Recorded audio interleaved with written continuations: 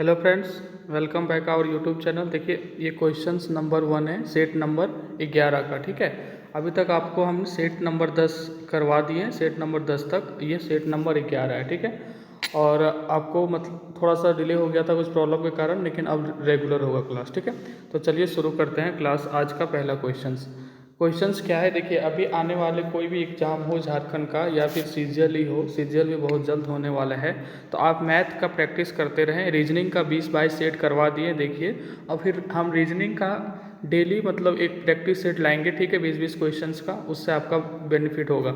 देखिए, अभी मेरा थोड़ा सा काम चल रहा है, जितना भी ज्योमेट्री का आपका है, जितना भी ज्योमेट्री होता है आपका, ज्योमेट्री मैथ का, त्रिभुज ट्राइंगल से लेके त्रिभुज हो, आयत हो, चतुर्भुज हो, ठीक है, चाहे वो कोन हो, शंकु मतलब हो, बेलन हो, सिलेंडर हो, या फिर आपका क्या बोलते हैं छिन्नक हो, फिर आपका गोला हो, जितने भी हो उसका उसका एग्जाम्पल के साथ, उसका फार्मूला के साथ, मतलब एक्सप्लेनेशन, उसी में आपको फार्मूला मिल जाएगा, उसी में उसका प्रॉपर्टीज गुण मिल जाएगा, उसी में आपको उससे रिलेटेड 1-2 क्वेश्चंस मिल जाएगा, ताकि जो भी आपका झारखंड सीजीएल या कोई भी मतलब जो वनडे एग्जाम का होता है, उसमें जो बेसिक आपको नहीं मिलता है कि एक जगह पे कलेक्ट करके, ठीक है, 10-20 पन्ना का वो नोट्स होगा, वो आपको हम एक बार पढ़ा देंगे, फिर उसका पीडीएफ अपलोड कर देंगे टेलीग्राम चैनल पे। ठीक है, वहाँ से आप डाउनलोड कर लीजिएगा। जैसे ही मेरा वो कंप्लीट हो जाता है, हम आपको एक दिन वो ये 2-3 घंटे का लेक्चर होगा, वो ले लेंगे, फिर हम आपको पीडीएफ ऐसे ही दे देंगे, आप रिविजन कर सकते हैं। ठीक है, अभी हम हाथ से हैंड रिटन नोट्स उसका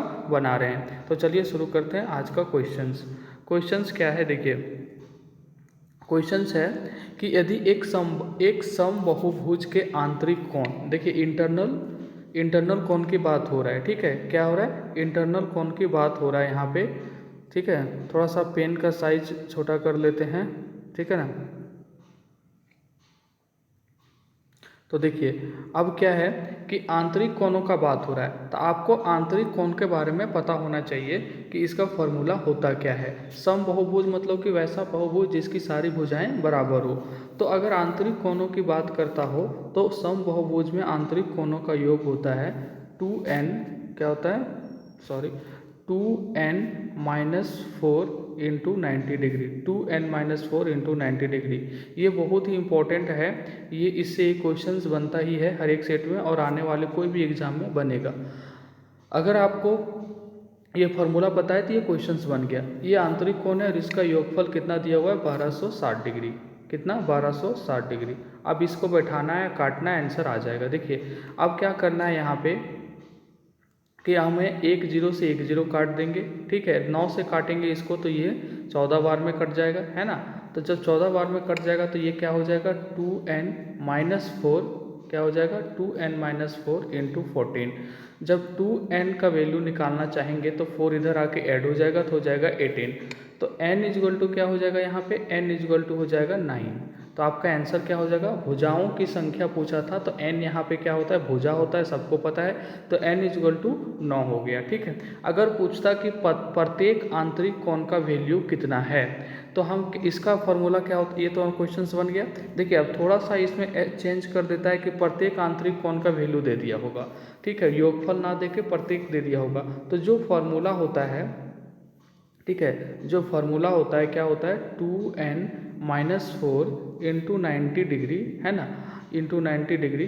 तो इसी में अगर आप n भुजा मतलब कि उसकी भुजा की संख्या से भागा दे देंगे, तो ये क्या हो जाएगा, प्रत्येक आंतरिक कोण का वैल्यू हो जाएगा। ठीक है, तो ये भी नोट कर लीजिएगा, ये प्रत्येक आंतरिक कोण का वैल्यू ऐसे n से डिवाइड कर दीजिएगा तो ये निकल जाएगा, और योगफल क्या होता है आपको बता दिए। चलिए क्वेश्चन नंबर 2 देखिए, एक त्रिभुज की भुजाएं दिया हुआ है। ठीक है, मान लीजिए कि एक त्रिभुज है। ठीक है, एक त्रिभुज हम ले लेते हैं, एक त्रिभुज ले लेते हैं हम यहाँ पे, ये त्रिभुज है। ठीक है, ये कोई त्रिभुज है। बोला है कि एक 22 सेंटीमीटर है, दूसरा 18 सेंटीमीटर और तीसरा 11 सेंटीमीटर है। तो निम्नलिखित में से कौन सा सही युग्म है।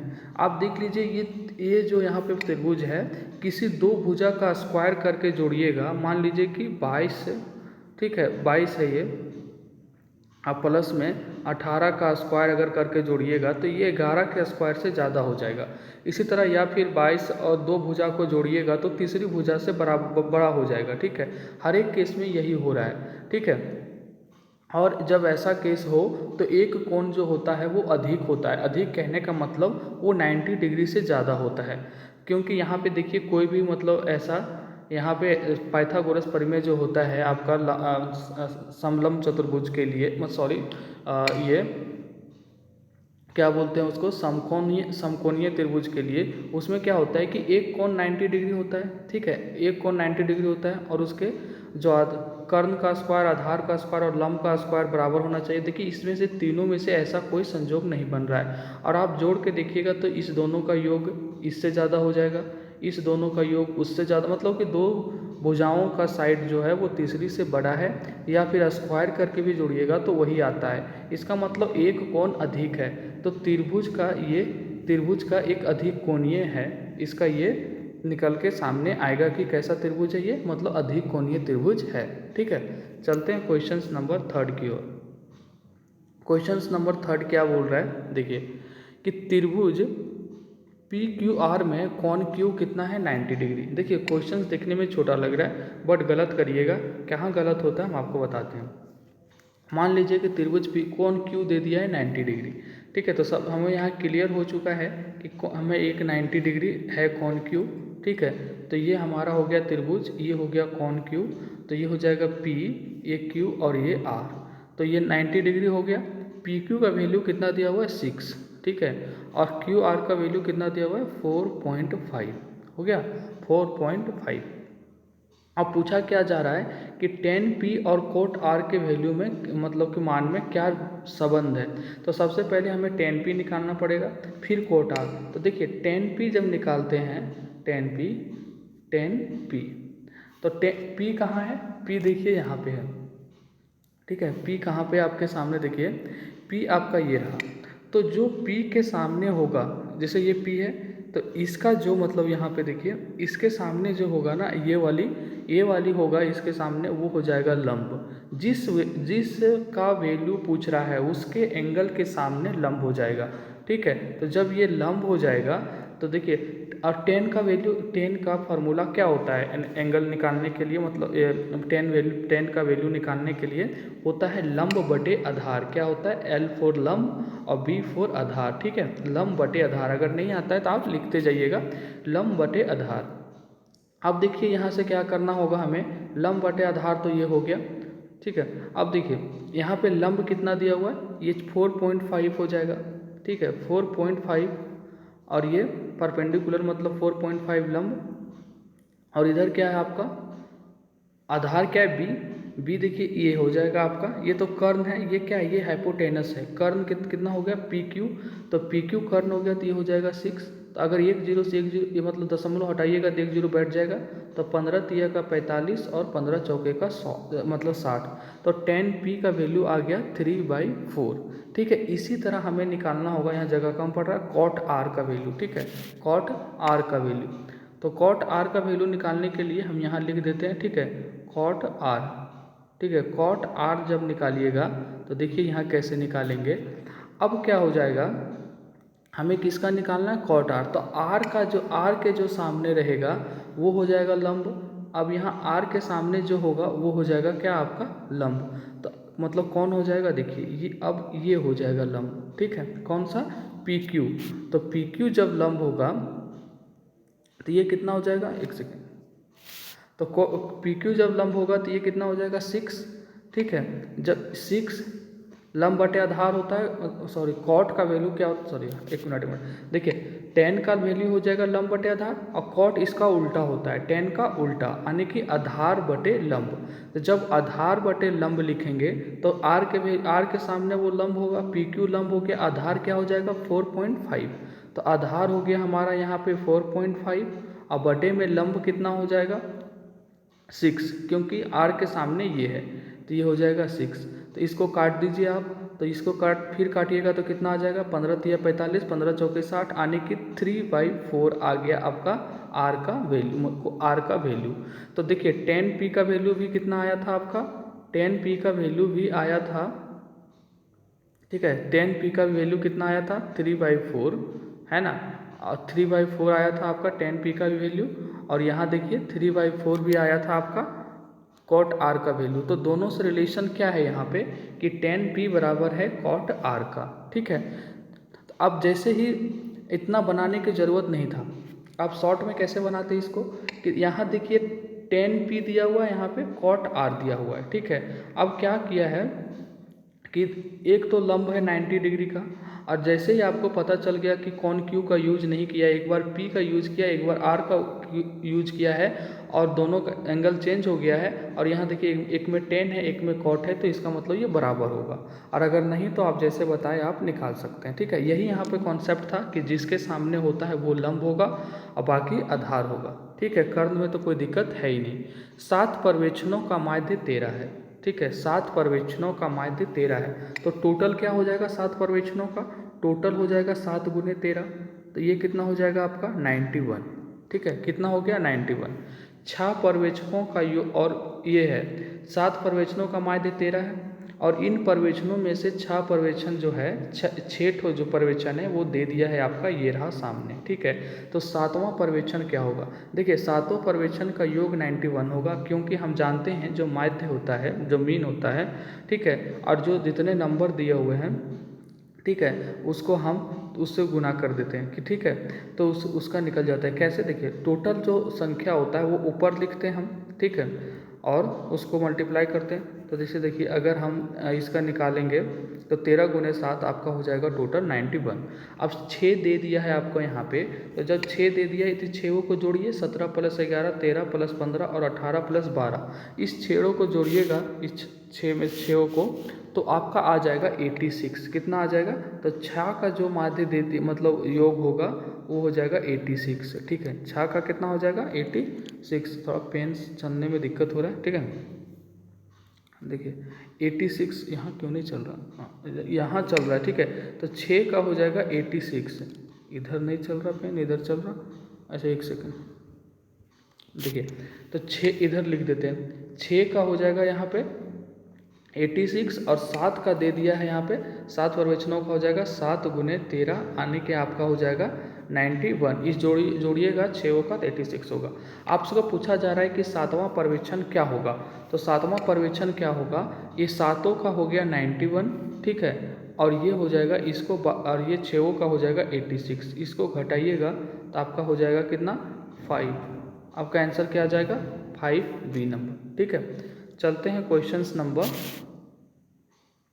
5 की ओर। ठीक है। क्वेश्चन नंबर 5 क्या है कि 5 विद्यार्थियों का औसत अंक 65 है। 5 विद्यार्थियों का औसत अंक क्या है 65, तो पाँचों का टोटल अंक कितना हो गया, 5 गुने 65 कर देंगे तो इसका टोटल अंक निकल जाएगा। तो ये कितना हो जाएगा, 5 गुना 65 करिएगा तो 5 गुना 65 करिएगा तो आ जाएगा 325, 325। ठीक है। अब बोला जा रहा है लेकिन बाद में पता चलता है कि एक विद्यार्थी का जो है वो 47 के जगह पे 74 लिया गया। मतलब जैसे 5 विद्यार्थियों का औसत जब निकाल रहे थे तो उसमें क्या हो गया कि एक विद्यार्थी का नंबर जो है वो गलती से 47 के जगह पे 74 आ गया, 74 ले लिया। मतलब कि यहाँ देखिए ये 47 के जगह पे 74 लिया, यानी कि बड़ा संख्या लिया। क्या लिया, बड़ा संख्या ले लिया।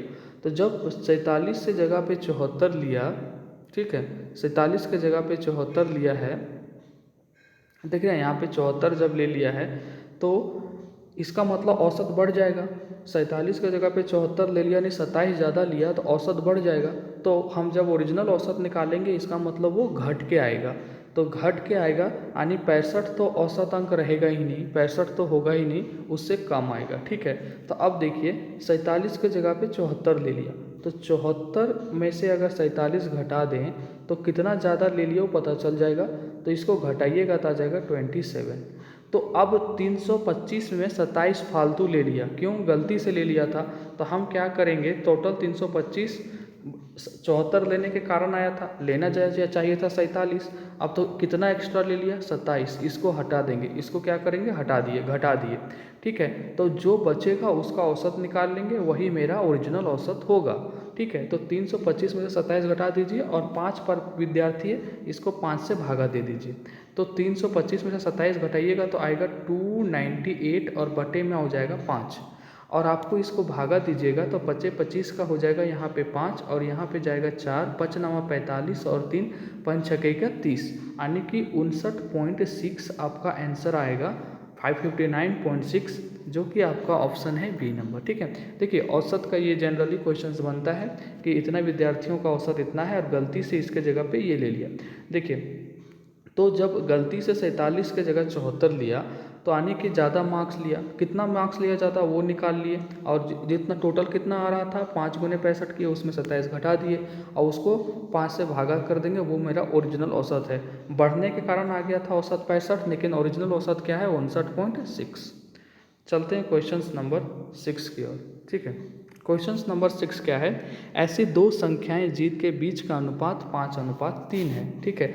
देखिए इसको हम दो मेथड से बताते हैं, मेथड 1 अभी बताते हैं, फिर मेथड 2 आपको एक्स मान के बताएंगे। जो आपको इजी लगेगा, शॉर्ट लगेगा, आप वो अप्रोच ट्राई करिएगा। ये ऐसी दो संख्याएं जिनके बीच का अनुपात 5:3 है। तो मान लेते हैं कि ये मेथड 1 है, दो संख्याएं मान लेते हैं कि ये पहला संख्या है, ये दूसरा संख्या है। ठीक है। उसके बीच का अनुपात क्या है 5:3। तो प्रत्येक को 10 से वृद्धि की जाती है और प्रत्येक को क्या किया जाता है 10 से वृद्धि की जाती है, तो +10 +10, 10 से वृद्धि हो गया दोनों। ठीक है। तो उनके बीच का अनुपात कितना हो जाता है 10 वृद्धि के कारण 7:5 हो जाता है। तो संख्याओं का योग क्या होगा, तो 5:3 का जो संख्या है उसका योग क्या होगा। तो हम क्या करेंगे इस केस में कि सबसे पहले हम ऊपर ऊपर गुना करेंगे, 5 × 5 और 7 × 3, और जो बड़ा होगा उसमें से छोटा घटा देंगे। तो 5 को 5 से गुना करिएगा तो 25, और 7 को 3 से गुना करिएगा तो 21, और 25 में से 21 जाएगा तो बचेगा यहाँ पे 4। ठीक है। ये 4 जो है, फिर क्या करेंगे, अब 5 को 10 से गुना करेंगे और 7 को 10 से गुना करेंगे। तो 10 को 7 से गुना करिएगा तो 10 7 70, और 5 को 10 से गुना करिएगा तो 10 बचे 50, तो 70 में से 50 जाएगा तो हो जाएगा 20। ठीक है। तो अब ये 4 अनुपात का वैल्यू 20 आ गया, तो 1 अनुपात का वैल्यू कितना हो जाएगा 4 5 20, आने की 5, 1 अनुपात का वैल्यू 5 आ गया। तो दो संख्याओं का योग क्या होगा, तो दो संख्या क्या है 5:3, तो टोटल कितना हो गया 5:3, मतलब कि 5 अनुपात और 3 अनुपात आने की 8 अनुपात। तो 8, 1 अनुपात का वैल्यू 5, तो 8 अनुपात का वैल्यू 8 5 40। आपका आंसर क्या हो जाएगा सी नंबर। ठीक है। हम क्या किए यहाँ पे, एक बार इसको गुना किए 5 को 5 से और 7 को 3 से। ठीक है, ये हो गया। दूसरी बार में हम क्या किए, 5 25 7 21, 25 में से 21 गया 4 बचा। ठीक है। दूसरी बार हम क्या किए, देखिए दूसरी बार हम किए ये काम किए, दूसरी बार हम गुना किए 5 को 10 से और 7 को 10 से। तो आने के 10 10 7 70, 10 5 50, तो 70 में से 50 गया बचा 20, तो 4:20 का वैल्यू 5, तो 8 अनुपात का वैल्यू, क्योंकि 5 और 3 ही है हमारा संख्या, तो 5:3 मतलब 8 अनुपात, तो 8:40 हो गया आंसर। अब ये मेथड अगर नहीं समझ आया तो कोई बात नहीं, अब चलते हैं एक्स मान के बनाने के लिए। ठीक है। अब एक्स कैसे मानेंगे, देखिए अनुपात क्या है 5:3 दिया है, तो मान लेते हैं 5x। ठीक है। और दूसरा संख्या हो जाएगा आपका अनुपात में 3x। 10 बढ़ाया जाता है, तो हम इसमें 10 बढ़ा दिए और दूसरे में भी 10 बढ़ा दिए। ठीक है। अब ये कितना हो जाता है 7:5 बन जाता है। इसको क्रॉस मल्टीप्लाई कर दीजिए, 5 25 और 5 दहें के 50, तो 25 और यहाँ हो गया 50, और ये हो जाएगा 21x, और यहाँ हो जाएगा 70। देखिए वही काम वहाँ शॉर्ट में कर रहे थे। ठीक है। अब 25x में से 21x घटाइएगा तो 4x हो जाएगा, और 70 में से 50 घटाइएगा तो 20 हो जाएगा। तो x = कितना हो जाएगा 5। वो शॉर्ट मेथड क्या था कि वहाँ डायरेक्ट मतलब कर रहे थे, उतना याद हो गया था। अब इसको यही चीज़ है, यहाँ पे कोई डिफरेंस नहीं है, तो x का वैल्यू 5 आ गया, और हम दो संख्या कितना है 5x और 3x, तो 8x हो जाएगा ये। ठीक है। 8 5 x के जगह पे 5 से गुना करिएगा आप, तो ये हो जाएगा 8 5 40। आपका आंसर क्या हो जाएगा सी नंबर। ठीक है। चलते हैं क्वेश्चंस नंबर 7 की ओर। कोई भी क्वेश्चंस में दिक्कत हो तो बेझिझक आप कमेंट करिए। ठीक है। आप वीडियो को लाइक शेयर कर सकते हैं अगर आपको पसंद आता है तो। एक ट्रेन जो 240 मीटर लंबी 54 किलोमीटर प्रति की दर से, ठीक है, एक ट्रेन है, ठीक है, एक ट्रेन है जिसकी लंबाई दे दिया हुआ है यहाँ पे कितना 240 मीटर, ठीक है, और इसकी स्पीड कितनी है 54 किलोमीटर पर आवर, है ना। अब बोला दर से चल रही है, कितने सेकेंड में एक प्लेटफॉर्म पर खड़े आदमी को पास करेगी, पास करती है, ठीक है। तो ये प्लेटफॉर्म में खड़े व्यक्ति का केस है, तो व्यक्ति का कोई अपना डिस्टेंस नहीं होता है तो उसका ऐड नहीं होगा। इसका मतलब एक ट्रेन का सिंपल स्पीड निकल जाएगा। तो चलते हैं क्वेश्चन नंबर 7 कैसे बनेगा। देखिए, आपको पता है बेसिक फार्मूला तो पता होना चाहिए। डिस्टेंस इज इक्वल टू क्या होता है, डिस्टेंस इज इक्वल टू हो जाता है आपका स्पीड इनटू टाइम, यानी कि दूरी बराबर चाल गुने समय। तो यहाँ डिस्टेंस हमें दिया हुआ है 240 मीटर लंबी जो ट्रेन है वो क्या है, ये आपका है डिस्टेंस, तो 240 हो जाएगा ये, ठीक है। स्पीड कितना दिया हुआ है 54, एक देखिए एक मीटर में है एक किलोमीटर में है, इसको हमको मीटर में कन्वर्ट करना पड़ेगा। तो किलोमीटर प्रति घंटा से मीटर पर सेकंड में जाने के लिए हम 5/18 से भागा करेंगे 54 को, तो हम पहुंच गए मीटर पर सेकंड में, ठीक है। और हमें टाइम निकालना है जो कि सेकंड में अब आ जाएगा, तो 18 तिया का 54 हो जाएगा ये। अब यहाँ देखिए 5 तिया का 15 और इधर t इक्वल टू हो जाएगा 240/15। तो इसको काटिएगा तो 15 नकम 15 और यहाँ 9 आ जाएगा, 15 छक्का का 90, यानी कि 16 सेकेंड आपका आंसर जाएगा ए नंबर, ठीक है। तो ये कुछ नहीं था, ये एक ट्रेन जो 240 मीटर लंबी है, ये आपका यहाँ दे दिया है 240 मीटर, व्यक्ति को पार कर रहा है तो उसका व्यक्ति का अपना कोई डिस्टेंस नहीं होगा तो ट्रेन के साथ नहीं जुड़ेगा, ठीक है। अगर यही बोलता है कि एक प्लेटफॉर्म को पार कर रही है जिसकी लंबाई इतनी है, तो हम ट्रेन के लंबाई के साथ उसको जोड़ देते तो टोटल डिस्टेंस वो हो जाता है। लेकिन यहाँ बोला जा रहा है कि प्लेटफॉर्म पर खड़े आदमी को पार कर रहा है, तो आदमी को पार कर रहा है ना, तो हम इसमें यहाँ प्लेटफॉर्म का डिस्टेंस का कोई जिक्र नहीं है, तो हम आदमी का डिस्टेंस नहीं लेंगे, तो क्योंकि ट्रेन के सामने उनका डिस्टेंस नेग्लिजिबल होता है, ठीक है। जैसे कि पोल होता है, पोल को पार कर रहा है तो पोल का कोई अपना डिस्टेंस नहीं होता है, ठीक है। तो यहाँ simple distance is equal to speed into time हो गया, तो डिस्टेंस आपका 240 हो जाएगा, स्पीड को हमको कन्वर्ट करना था तो किलोमीटर प्रति घंटा, देखिए इसको कन्वर्ट कर दिए, आंसर आ गया 16। कैसे कन्वर्ट किए देखिए वो भी देख लीजिए, 54 किलोमीटर प्रति घंटा, है ना। तो आपको पता है कि किलोमीटर में कितना 54 है, यहाँ किलोमीटर में कितना होता है, अगर मीटर में कन्वर्ट करने बोलेंगे तो 1000 मीटर होता है। और अगर आपको बोले कि एक घंटा में कितना सेकंड होता है, तो आप बोलिएगा कि एक घंटा में 60 से एक घंटा में 60 मिनट और 60 में 1 मिनट में 60 सेकंड, तो ये कन्वर्ट हो गया 3600 सेकंड हो गया एक घंटा में। अब इसको 2 जीरो से 2 जीरो काट दीजिए, अब यहाँ क्या हो जाएगा, ये 2 पचे का 10, 2 तिया का 6, तो 5/18 आ गया ऊपर में, वही हम किए थे डायरेक्ट, तो वो चीज़ याद था, इस तरह करके याद रखिएगा तो टाइम जल्दी लगेगा, मतलब आपको क्वेश्चंस जल्दी बनेगा, टाइम कम लगेगा। नहीं आता है तो ऐसे कन्वर्ट कर लीजिए, 18 तिया का 54, ये हो गया 15। अब ये जब जैसे ही देख लिए क्वेश्चंस में इतना आसान क्वेश्चन है, मेरा दिमाग में आ गया कि अच्छा ये 15 होगा और ये 240/15 यहीं काट देंगे तो ये आंसर हो जाएगा 16। चलते हैं क्वेश्चन नंबर 8 की ओर। क्वेश्चन नंबर 8 दिखने में छोटा लग रहा है बट है कॉन्सेप्चुअल। देखिए, रेखा x का आलेखी समीकरण इक्वल टू 0 है, तो x का वैल्यू क्या दे दिया यहाँ पे 0, तो यह किसको दर्शाता है। देखिए, ये जो कोऑर्डिनेट होता है आपको भी पता है कि ऊपर वाला y एक्सिस होता है और इधर x एक्सिस होता है, तो x इक्वल टू 0, तो x इक्वल टू 0 अगर हम आपको बोल दिए कि एक कोऑर्डिनेट है आपको जो कि 0 और 5 में आपको दिखाना है समझने के लिए, तो आप बोलिएगा कि अच्छा x यहाँ 0 है। अगर x यहाँ 0 है तो आप 0 है x यहाँ पे, तो आपका दिमाग क्या काम करना चाहिए देखिए, और y इक्वल टू 5 है, तो y इक्वल टू 5 है यानी कि आप समझ रहे हैं कि 5 यहाँ होगा, और x इक्वल टू 0 है यानी कि x यहाँ होगा, यानी कि आप ये कोऑर्डिनेट दिखा दिए यहाँ पे, ठीक है। तो इसी तरह है यहाँ x इक्वल टू 0, तो यानी x इक्वल टू 0 है यानी कि यहाँ y एक्सिस का बात हो रहा है, किसके एक्सिस के बात हो रहा है यहाँ पे, ठीक है। तो ये बात हो रहा है कि y एक्सिस पे ही होगा क्योंकि यहाँ x कोऑर्डिनेट 0 है जैसे कि ये था, ठीक है। तो जब x कोऑर्डिनेट 0 है तो y पे वैल्यू होगा। तो क्वेश्चन क्या पूछा जा रहा है कि रेखा x आलेखी समीकरण 0 को दर्शाता है। तो ये y एक्सिस को दर्शाता है। इसको दर्शाता है y अक्ष को। x इक्वल टू 0 यानी यहाँ कौन सा होगा, कौन सा एक्सिस होगा, y होगा, क्योंकि x 0 है। तो जब x 0 यानी कुछ भी वैल्यू होगा तो वो y एक्सिस पे ही आएगा, ठीक है। तो आप समझ रहे हैं वैल्यू को, इसी तरह करके ये बनेगा।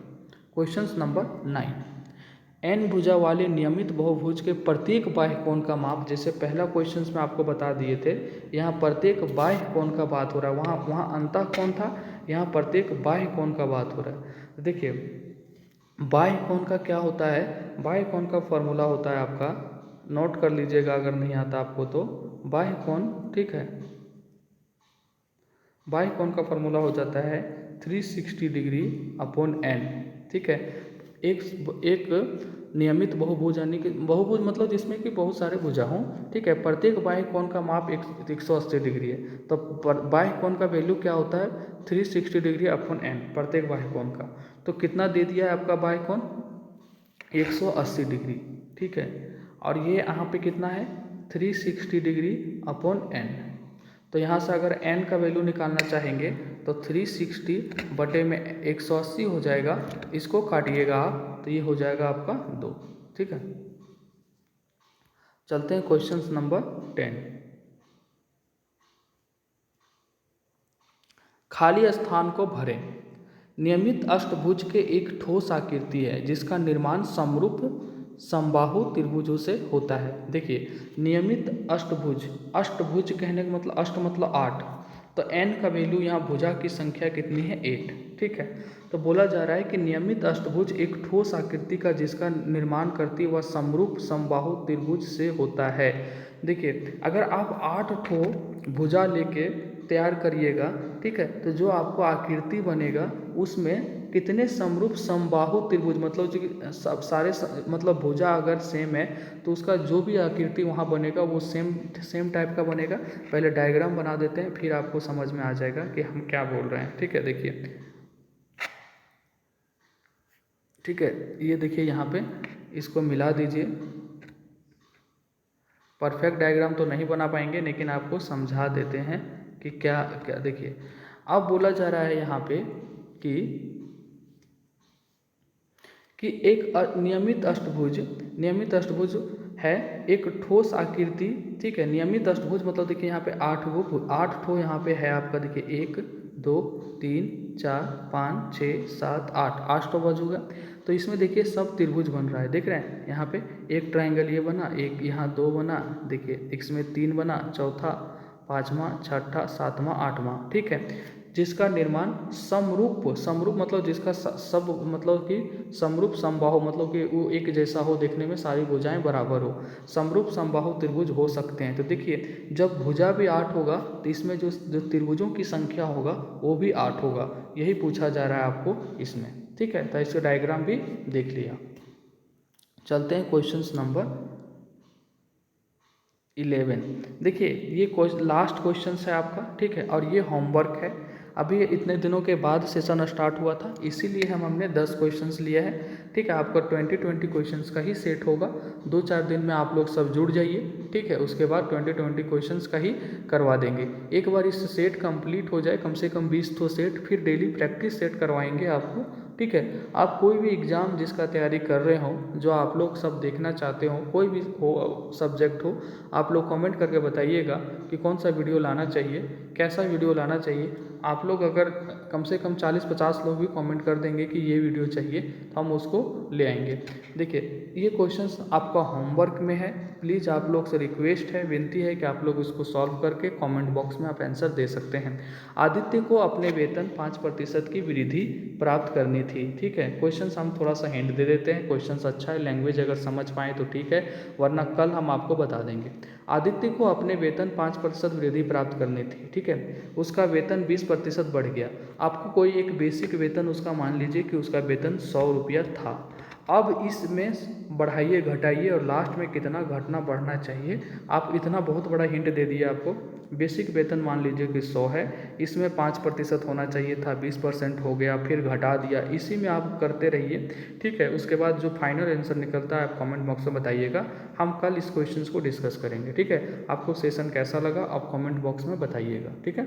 तब तक के लिए बाय, अपना ख्याल रखिए।